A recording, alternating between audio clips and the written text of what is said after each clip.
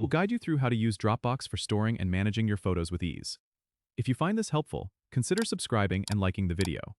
First, open your web browser and go to the Dropbox website. Log in with your account details or sign up if you don't have an account yet.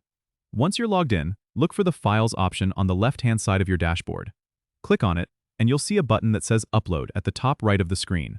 Click on Upload and choose Files from the drop-down menu.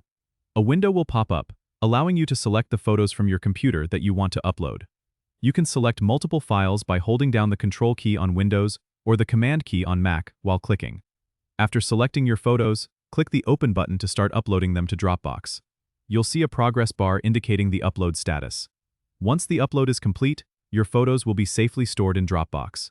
To organize them, you can create folders by clicking on the New Folder button under the Files section. Name your folder and drag and drop your photos into it for better organization.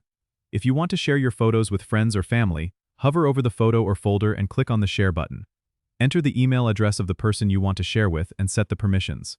You can allow them to view only or also edit the files. Finally, click Share to send them a link.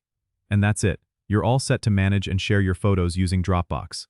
Don't forget to subscribe and comment if this helped you out.